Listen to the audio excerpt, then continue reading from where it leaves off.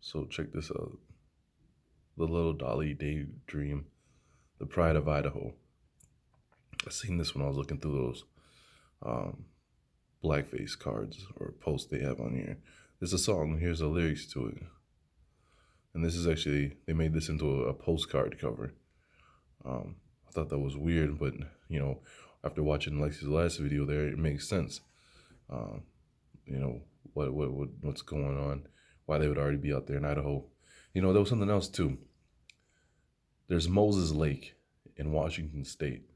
Now they say that this is supposed to be named after a Native American. Some Catholic or Christian missionary came out there and named it, renamed the man from his native name to Moses. And that's something else. I think we ought to look into why would he even feel the name? Why would he even feel the need to rename him Moses?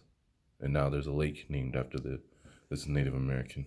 What was his tribe? What was he really like? Because we have that book, um, Songs of the Earth.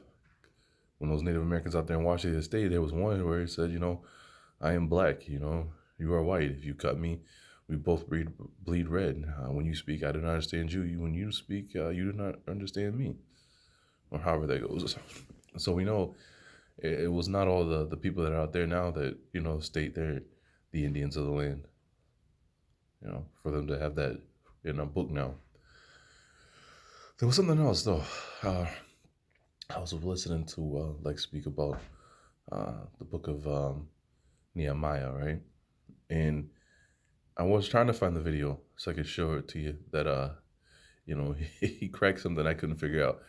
When Nasir the Duke of Tears was talking once, right, he mentioned that one of the ways that they kept the peace amongst each other was that if two men had beef, right, what the guys would do was they would go back and tell their wives, I got beef with each other. I got beef with this guy. He's got beef with me, right? And what his wives would do was try to come up with a way to resolve the issue. And if they couldn't resolve it, then what they would do was they would, get ready for this, they would take your son and they would trade their sons.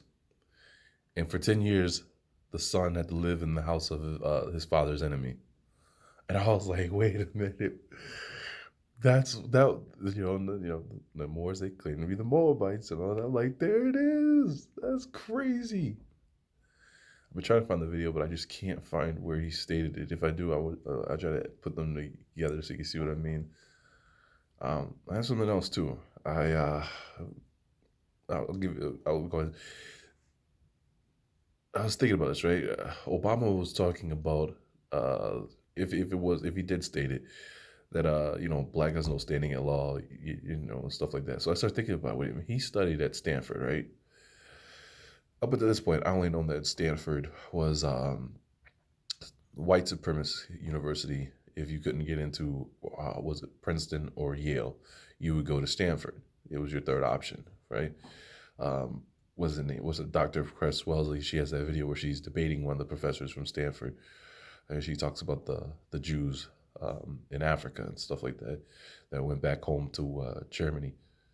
So I was thinking about it. I've never really paid attention to Stanford outside of those two, things.